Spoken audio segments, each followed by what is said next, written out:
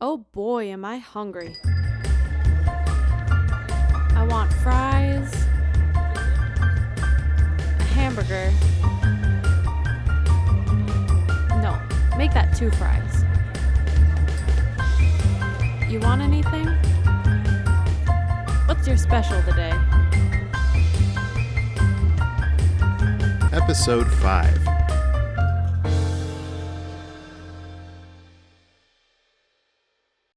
So you talked about working the rebrand through YouTube and Instagram and all these other things.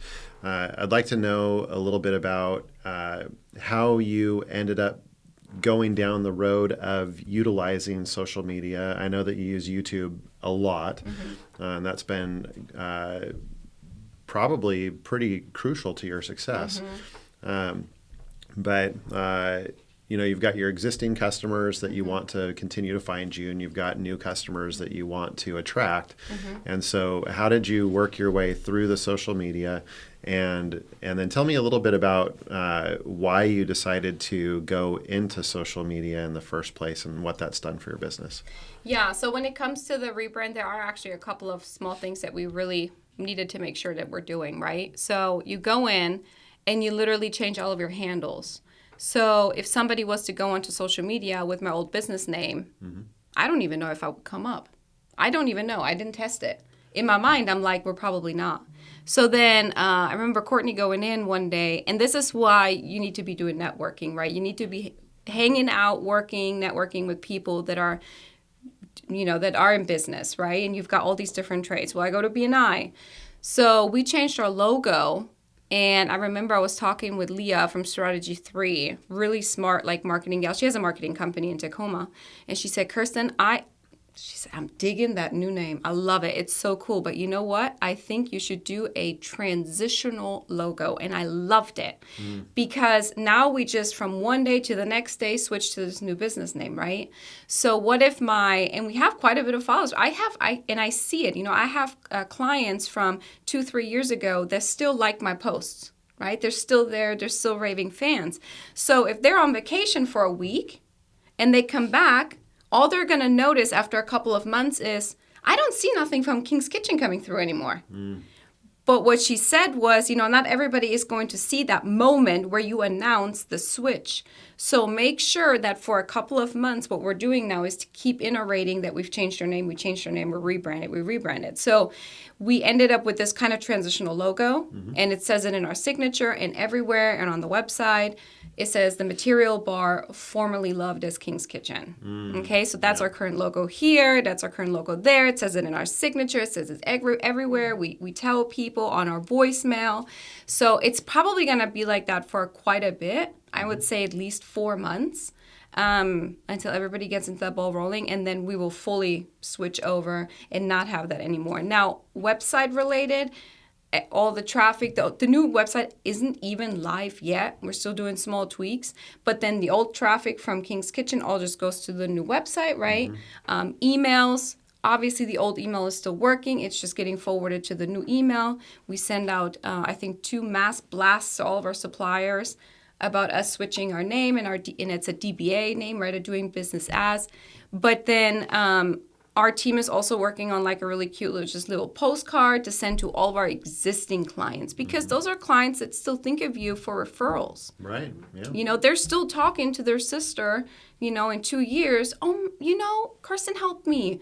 King's Kitchen helped me. And then she's going to go in and search for King's Kitchen. Well, now she's going to go to my new website, but still. Yep. So we're sending out a flyer to everybody that just kind of explains that, hey, we're still here. We're just operating under a different name because we just wanted a refresh, Yeah. And then social media-wise, why we went into social media is because I feel like we're kind of the next generation of kitchen designers. And that's just where everybody's going. So we, obviously, you kind of go onto Facebook, you go into Instagram and all these things. But I feel like, you go, and most businesses do that. They're like, okay, I'm going to go on Facebook. Let me post a picture a day. And then I'll post a picture a day. Let me go on Instagram, I'll post a picture a day. I'm like, cool. I don't know what you're doing, right? I don't know who you are. Somebody's scrolling, it's like, okay, that's a nice picture. Okay, they might have a nice feed. But for me, my industry, it is so much about knowledge. It is so much about education. So I said, I'm going to go ahead with YouTube. And I started like several years ago, I think 5 years ago, and started doing all these videos on kitchen education, space planning, colors, and brands. You know, I come out of the fashion world. To me, it's like, this is the fashion world of construction, That's right? right. Kitchen Yeah. and bath world is like, I say it all the time, because you have all these different brands. You have entry-level brands, but you can go up, you know, get Cambria countertops. That's like the Cadillac of the car industry. Like, it's just, you have all these different manufacturers with different qualities. So it's like talking about all these brands, talking about what's trending right now, but what could be maybe more lasting, talking about aging in place. This industry is just, there's so much to it. How can I put that just in a picture? So that's why we were like, okay, no, we're going to go YouTube. And I've built the coolest relationships with people on YouTube. I have people calling me saying, oh my God, Kerstin, I just watched all of your videos. Can you help me in California? I'm like, not yet, but down the road, I will. I'm going down to California one of these days. Yeah. Good for you. Yep. Yeah. Yep. So what has investing all that time in those educational videos done for your efficiency as a designer and as a company today? I don't think it changed anything right now on the efficiency. I think what it will do is that the clients that come in that know us from YouTube are a little bit more pre-educated. Because it's funny, because they will call me out. Even if people that I'm working with right now, I was working with somebody, and we were already in the stage of cabinets are installed, countertops going in? I forget. Or maybe we were right before cabinet order or something like that, and we were still trying to figure out the sink. And then she goes, well, Kerstin, I watched your video from last Friday, and you recommended a sink that does so-and-so and so-and-so. So I'm going to go with that sink. So in that moment, I guess you can talk about efficiency, because I did not have to repeat myself in that kind of lesson. She came to me and she already knew. Right. Because she watched that video. So that was That's pretty awesome. funny. Yeah. Yep. Stephanie, anything to add on to that? I mean, because you've been through the rebrand recently as well. Yes. And we're a little different because I don't do YouTube. And I mean, we have Facebook, Instagram, TikTok, LinkedIn. And we're a little different. I don't have a part-time marketing person. I have a admin that kind of helps do that, but we kind of more, we just don't have the time, or I guess staff right now at this point.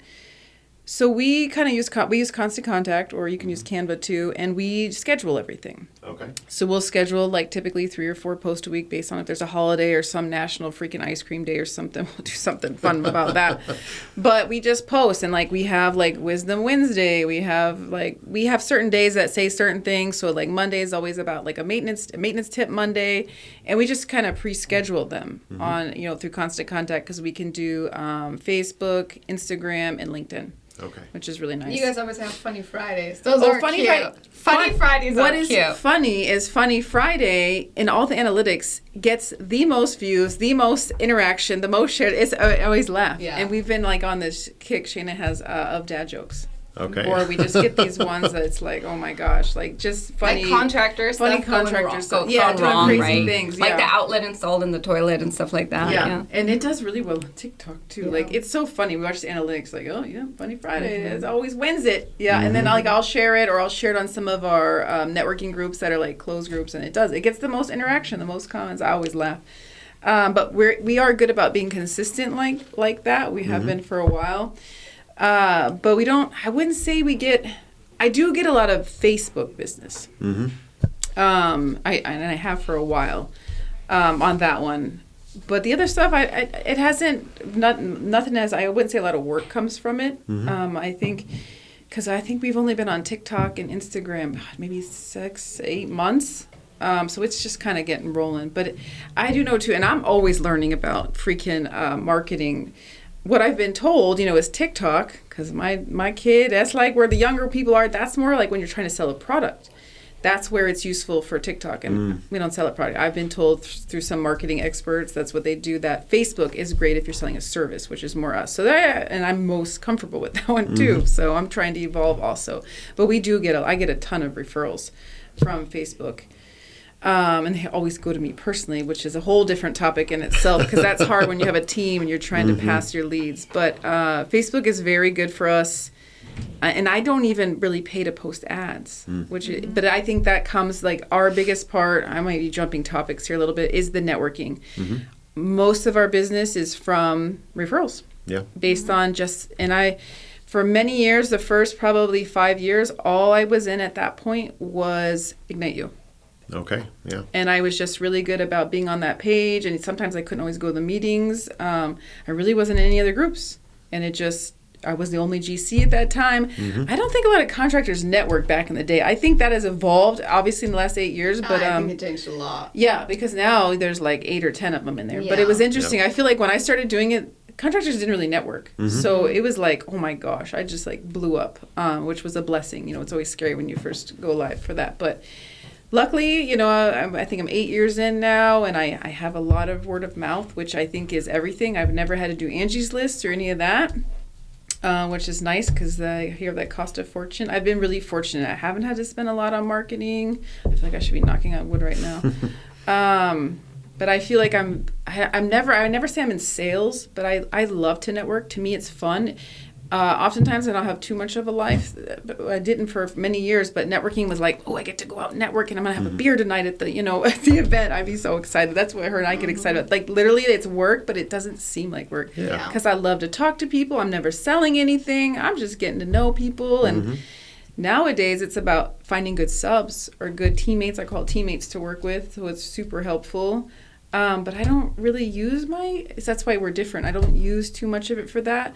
But in the rebranding, it was quite the feat because I'm trying to do it all by myself for the most part, and changing all that, changing your website. Like right now, our domain for our website and our emails is still Prosser Construction. I mean, overall, like if you look us up, we still are Prosser Construction. But it's like that's on the to-do list still. And I haven't hired a company to do it because I'm like, I'll just do it myself. That's nuts. But trying to work through that. But in our new division we're launching with blinds and screens and stuff, that's going to change because now we have a product and I want to sell online. So I'm actually really excited in the last part of the quarter here to start learning all that, because I'm a person that wants to learn it myself, and then I'll probably hire somebody, but I love to learn it myself. Like to know all the ins and I outs. do. I like to know it, and then you can understand it when people are doing it or speak the lingo, or I'm just that kind of way where I just kind of like to know, and I'm always like loving to learn. Yeah. So, yeah. Yeah, that's kind of interesting, and I don't want to talk too much about myself because this podcast is about you guys, not me. But in talking about the social media, we do Facebook and Instagram primarily, and it's really for us, it's not so much, hey, we want you to buy trusses today, but when you need trusses, we want Truss Components to be who you think of. It's like brand awareness. That's true. Yeah. Yeah. And so it'll be interesting to see, actually going with an online sales, the blind business, like you said, that'll be very different. You're not so much looking for brand awareness at that point as you are, for someone to actually click the buy now or whatever. It's very different. Yeah, because I wouldn't say, I'm probably the same way. I wouldn't say I do all that social media to get work. I mean, it's out there. You're kind of top of mind, and it's very different. But I love learning new things all the time. Hence, probably why I'm in construction. I learn new crap every day. Oh man, no joke. So much every day. You can never know it all. You'll never learn it all. No house is ever the same. I swear. But it's probably part of why I love it so much. Yeah. Well, and as soon as you do figure it out, they'll change energy codes or something like that. Oh, absolutely. Yeah. I just learned about that the other day. Yeah. For new builds, they changed it all big time. Yeah, but I'm excited by it. I love challenges, and I love to constantly learn. But I've actually recently learned, so I've joined a couple new groups, just based on, when I changed to maintenance and handyman, I'm like, I need to get more maintenance, like more property management companies on, because I want to build and grow. And so I joined like a group called WMFA, which is Washington Multifamily Housing Association. I'm in NARPM, which is all geared around property management stuff. And in WMFA, it's kind of more up north. I took her to one of the meetings, and I was like, this is so different than what we're used to. And it's interesting in that world, because we're used to a different world. Everything there is LinkedIn. I was like, interesting, because when I had my, when I was a contractor for the military, everything was LinkedIn too. Like, everything in the IT world was all LinkedIn. And so it was so interesting to leave that and then come to construction. It's like they don't really network. They don't really do any of that stuff. And then I went up there to North and it's like everything's LinkedIn. Let's share your LinkedIn thing. I'm like, that's nuts to me.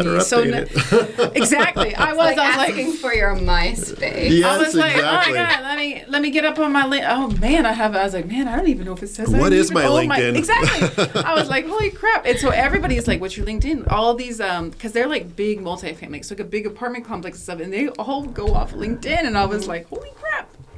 So it was very interesting. You don't want to be invisible. Even when you change, like, I was like, man, I should have kind of been more ahead of that. And looking at, hey, this division is growing, that social media is geared toward LinkedIn, apparently, So always learning and evolving every day. Yeah, but that is an interesting point that, like you said, TikTok's kind of for selling a product, LinkedIn is for this industry. So knowing which is the appropriate platform to use for what you're trying to accomplish. True. And I think without doing a little bit of research, you might just think that any of them would do what you're hoping to do, but it's not the case. It's not the case. I was totally surprised by that. I was like, that's crazy. Know how it is with most of these things. It's like you need to pick what you're going to do and then do it really well. And it's for anything in life, right? It's for your business or it's also for social media. So, we don't focus a ton on Facebook or Instagram, but we know that YouTube works for what we're doing. Yeah. So on the social media side, that's where we invest a lot of time in. That's for our, who's your client? That's for mainly our homeowner client, homeowner, but also like general contractors. And then I think for me, like local networking, that's then for my kind of B2B business where I meet my custom builders, my investors, my general contractors, my designers. Right. But I just even had a general contractor reach out to me out of the blue, and it was really cool. And he said, hey, man, I watched all your videos. I'm about to start a new kitchen remodel up here in Kent, and, man, you know what you're doing, so you want to come join me? Yeah. So that was pretty cool because I never had a contractor call from that. It was always like homeowners directly, right? So that was pretty cool. So you're the expert. I better be, yeah.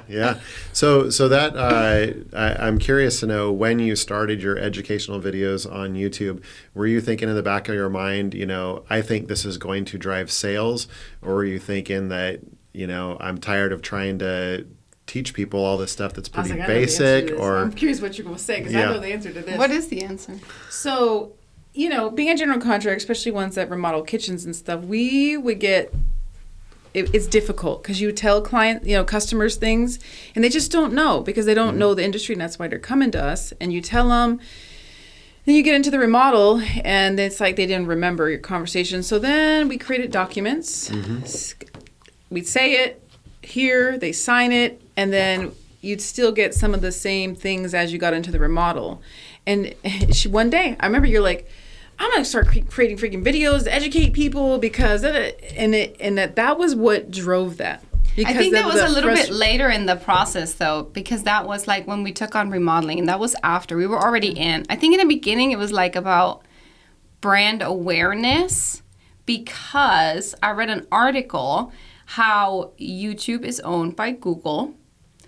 And how, a lot of small businesses are not succeeding with first page SEO, but they are succeeding with YouTube because you can still pop on the first page of Google with a YouTube video in your local market. So I did a lot of research on that, and I think that's what it started at first, because I'm all about, you're a young entrepreneur, you're like, I would always say, I'm a pole entrepreneur here. I'm just, I have all that money for that marketing, so I was doing a lot myself back then. And I think that's where it really started from. Now, obviously, it's nice. It has a lot of different benefits. Education, people getting kind of they already get to know you. It's like you're kind of also shortening the sales process because people already know you, right? They're coming in the door. I'm not having to create that relationship from scratch. It's like they're coming in. They already know me. I don't know them yet, but like they're already coming in. They already know me, right? We're already warm and fuzzy. Yeah. So it has a lot of benefits at this point. Yeah. I think that giving something, obviously we all want our businesses to grow, but by putting those educational videos out there, if someone, like the person that calls up from California and says, can you do my kitchen? Well, I can't right now. Well, they're going to go to whoever is local to them, and they're going to have a better experience, which is good for your industry as a whole. So it's actually really funny that you say that, because I get a lot of calls nationally at this point, right? I get a lot of comments on these videos that I always answer, but I'll never forget, I had a lady call from New York, and my grandma's up New York upstate, and she was telling me how she loved the videos. She just thinks it's so sweet that I'm doing this and sharing all this information. And she was telling me that she paid a contractor, I think $15,000, and he ran. And she's just so upset, and she doesn't know what to do. It was like 2 years ago, and she saved money again because she really needs to get her kitchen done. And it's not even to the point where she needed a big remodel. She just needs her kitchen to function, right, to work, like to actually have a kitchen and a countertop and stuff.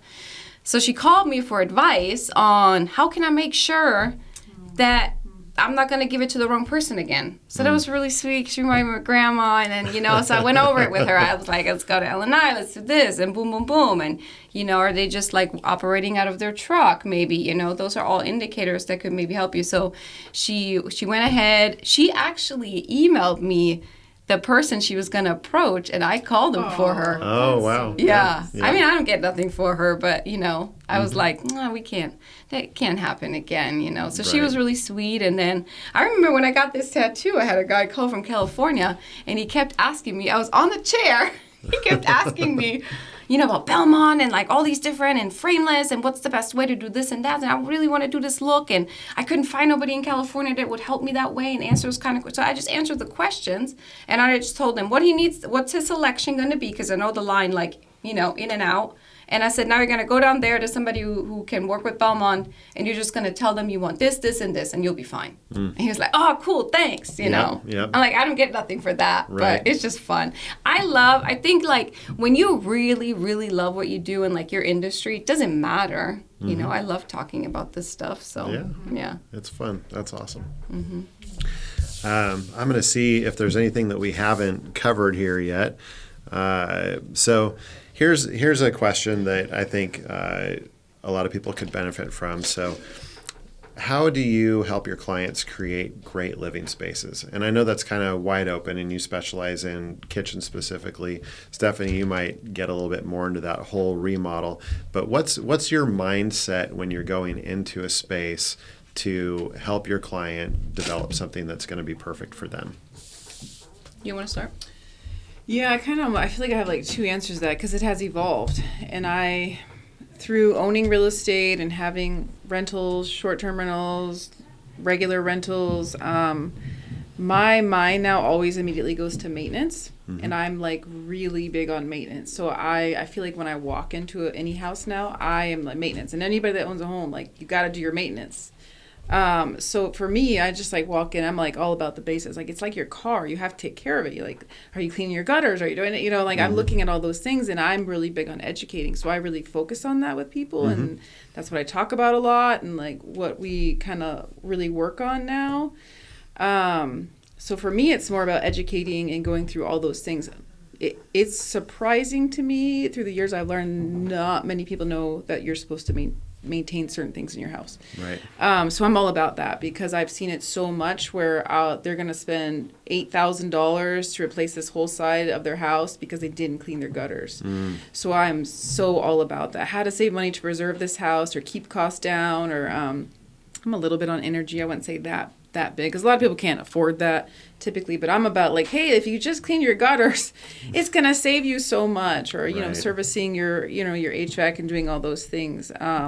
Or I deal with a lot of mold, because people aren't putting fans in their bathroom, or they have a fan that's not being turned on, or not the right size of CFM. So I'm really big on that now.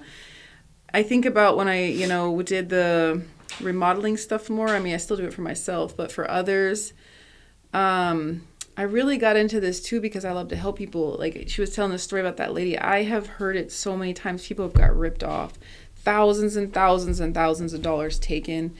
And I'm not about that. It's kind of one of the reasons I went into it also to help people, because I actually got taken advantage of before. When I was in the Army, I put on a deck on one of the first house I ever bought, and I got ripped. And so I can really sympathize with people on that and making sure, I go in, I feel like I'm different than most contractors. I go in and like, how can we save you money? I go in, I'm like, hey, maybe you shouldn't do that, or you only have this much budget, so let's do this or this or this. This is going to save you money. And I know I get a lot of like, I really appreciate that. Not a lot of people do that. I was like, well, I have houses too, or I look at things as a rental. Like, are you going to sell this? Is it going to be a rental? That's going to drastically change what I'm going to, like, what cabinets I'm going to, what flooring we're going to put in, what are we going to do, like paint, use this cheaper paint line, because if you're renting it, the tenant's, it's going to be dirty in 2 years, and you're going to have to paint it again. So why would you use top line paint when we can use a more affordable line, Sherwin-Williams or something like that?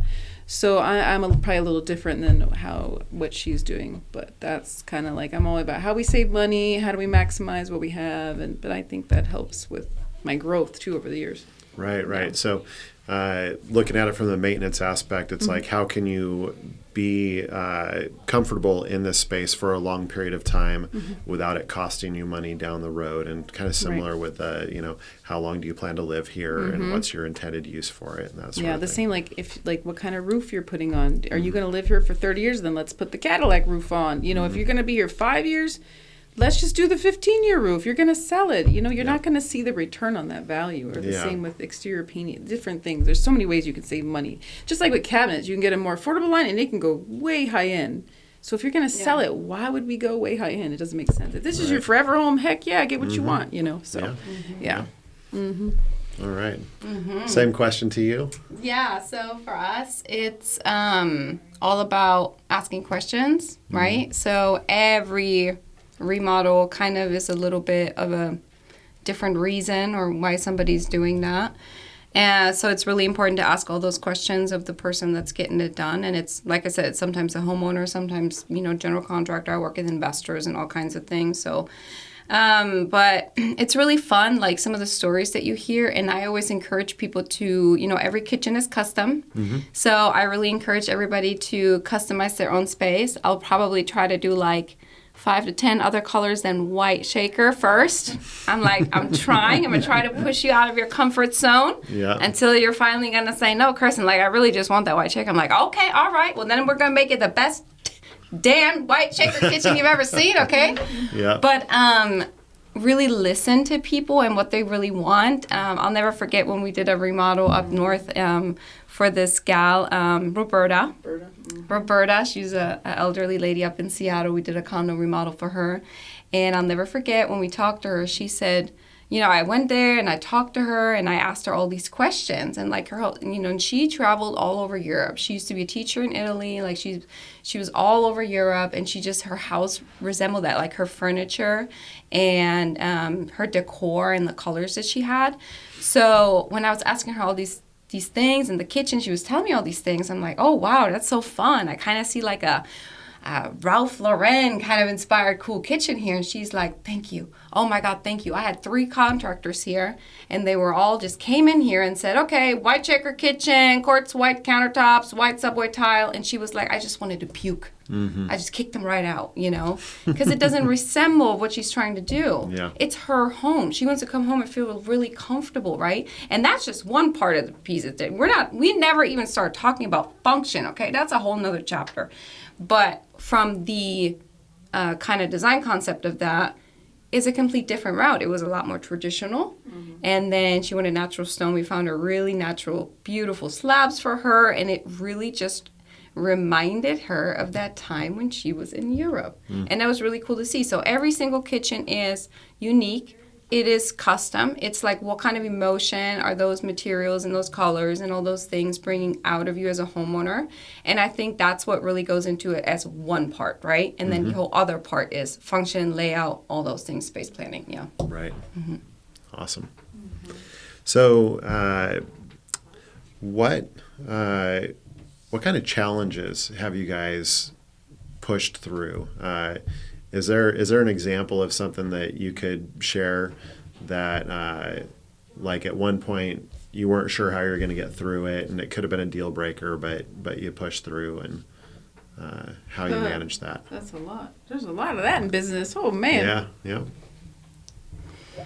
I know that right now it's been really challenging because we took on this big kind of personal project of remodeling this commercial building, which took up a ton of our time. Mm-hmm. And meanwhile, the companies are growing, and I know from like for us right now, it's been like amazing growth,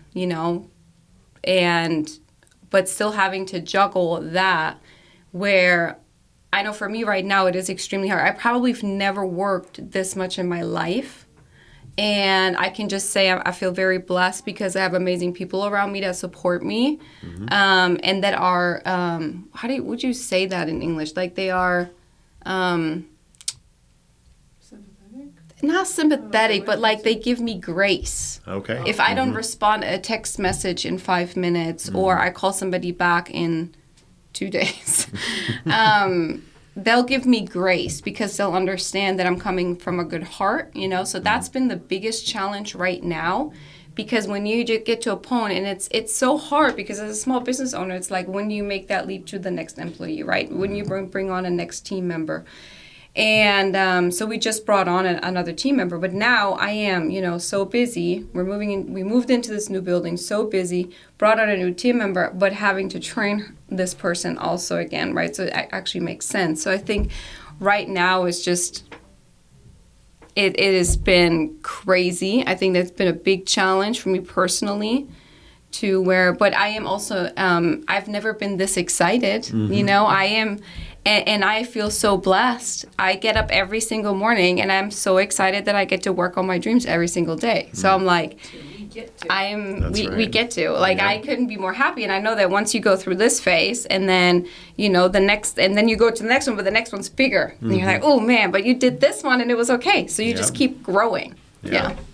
Yeah, so mindset, Yeah, that attitude of mindset. gratitude and That's why being excited about what you're mastermind is doing. needed every quarter. Right. Mindset is a big one, yeah. Yeah. I feel like that's everything. I even have a whole wall of positivity and encouragement because it is needed often. It's like stare at the wall. I do. I'll stare at it. I'll Mindset is start down. reading all the little Don't stare at that affirmations, and I'm wall. like, oh, I need these affirmations. Yeah. Being in business is tough. So Yeah, it's not And if easy. you don't have a cheerleader at the moment, you got to be your own sometimes. Yeah. Don't you? And that's another thing why it's so been crucial for us to be together, because we're going to be each other's cheerleader.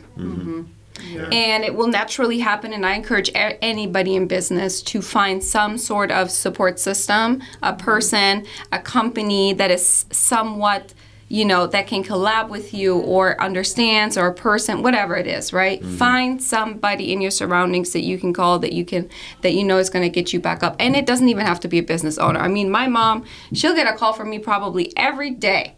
And all she needs to do is, you're going to go out, you're going to kick some butt today, you got this, She's awesome. She has no idea what I talk about sometimes, but like, she's awesome. Like, you go. Yeah. So, and then we do that for each other, The one person is down because of what reason? Because you're overworked, it's another night, 4 hours of sleep, It is really all about that mindset. So finding some sort of, kind of way to keep it up. Right. However tough we may appear on the exterior, there's always that need for some encouragement Business sometimes. it is hard. It's It is hard. hard. Having staff is hard. The responsibility of keeping all those people fully employed, especially in construction. There's cycles of seasons, and it's nice to have someone that can go through it or understand it truly.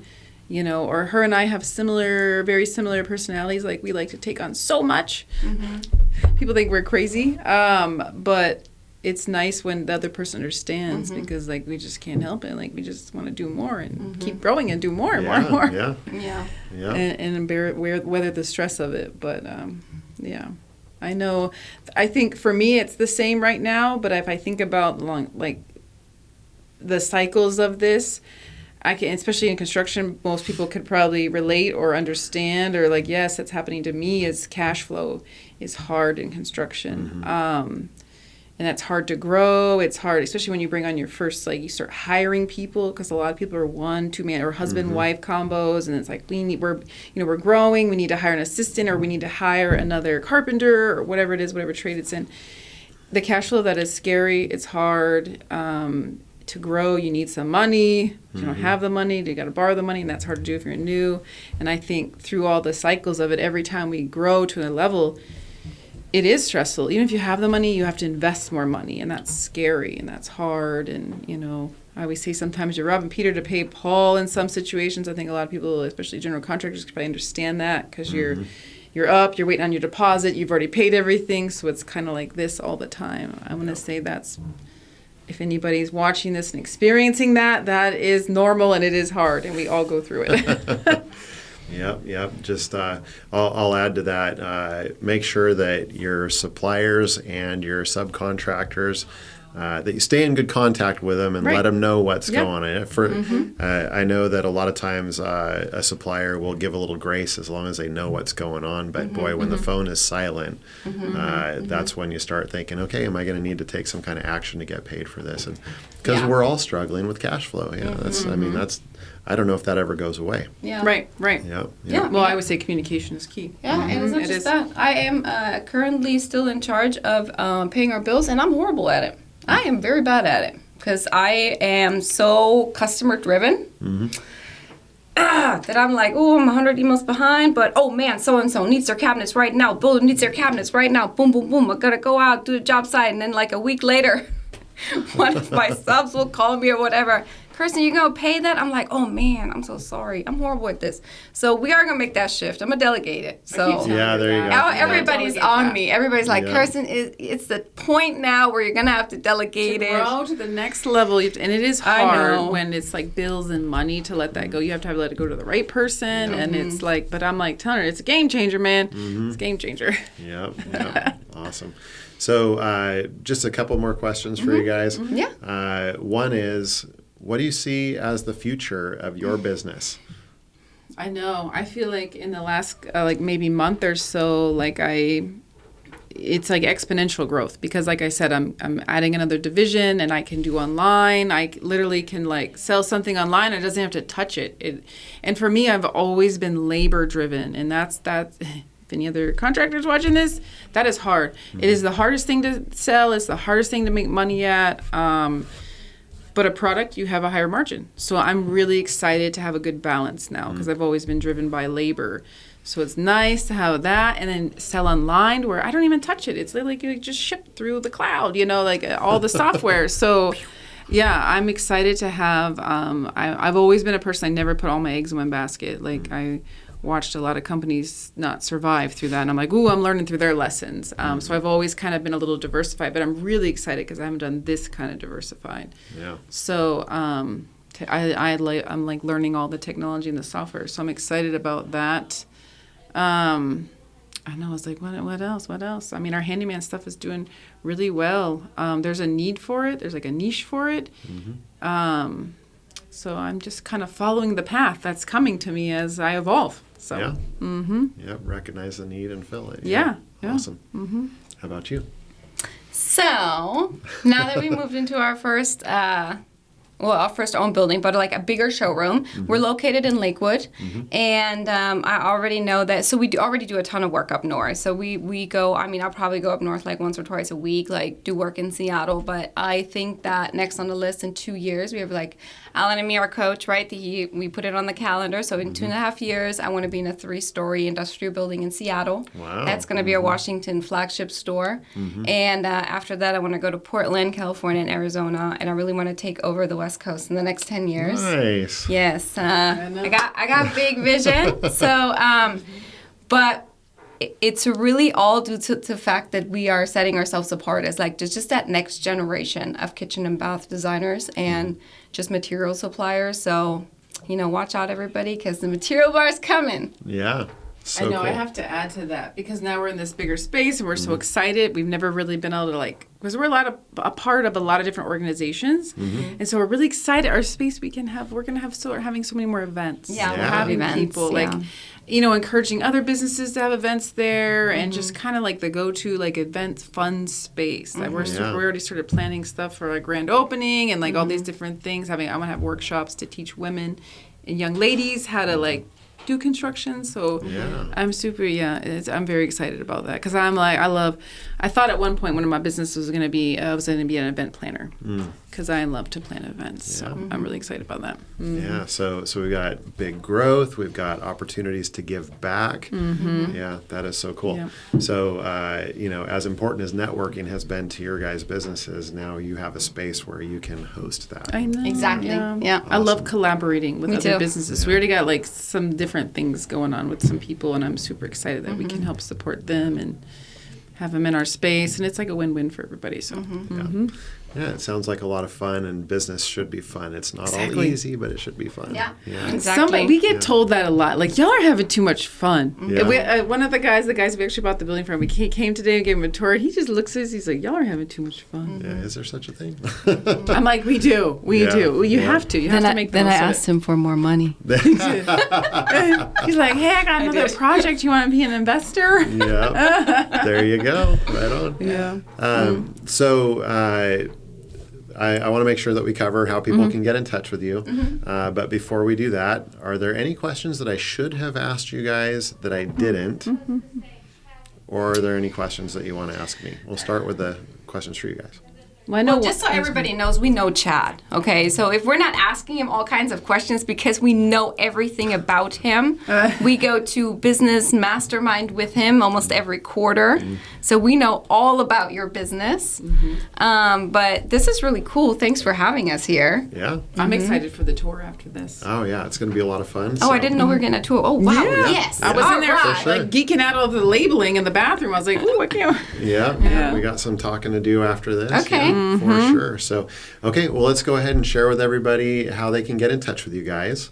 And then we'll go ahead and wrap it up. Go ahead. Oh, well, so we have a website, which is www.prosperconstruction.com. You can find us on all those other platforms. And then our office is in Lakewood. We can maybe post the address, I don't know, in the comments. Yeah. I don't know. Say the address our new if you space want. because we're so excited. And then our office number is 253-212-1314. And I'm happy, like I said, to educate or talk to anybody. I love to talk real estate, construction. I geek out over it. We'll call it networking after hours. Right. I love to get a beer and talk about that. Yeah. Yep. Yeah. Yeah, and so the Material Bar, our showroom is in the same space. So we are located on 11104 Gravelly Lake Drive, Southwest in Lakewood, Washington. And our office number is 253-212-3623. I have to look it up because I don't call the office a lot. And then you can, find us online. Our new website, The Material Bar. It's like thematerial-bar.com. It's going to go live just in the next couple of weeks. And if you go on YouTube, you honestly, you can look for The Material Bar, but you can also just type in Kerstin Cobb, my name, and it will come up. You can also just type in Belmont Cabinets because I'm basically their spokesperson at this point. So even when they do trainings at their facility, at their factory in Sumner, my face pops up everywhere. That's funny. It's really funny, yeah. Yeah. Awesome. Well, thank you guys so much for thanks. being on the podcast today. This has been a lot of fun. So again, Stephanie Prosser with Prosser Maintenance and Handyman, and Kerstin Cobb with The Material Bar. I am Chad Johnson with Truss Components. We hope that you got something great out of today's show, whether you're listening to part 1, part 2, or part 3 of the episode. And here at Truss Components, we hold this podcast again so that we can bring you value. And let's see, why am I stumbling on my words here? Oh, yeah, for goodness sakes, don't forget to like or subscribe, and that way you get all the new episodes coming out. And we look forward to seeing you next time we have lunch. This meal was brought to you by Truss Components of Washington. Make sure to subscribe so you don't miss the next hot dish. And feel free to invite a friend for lunch next time.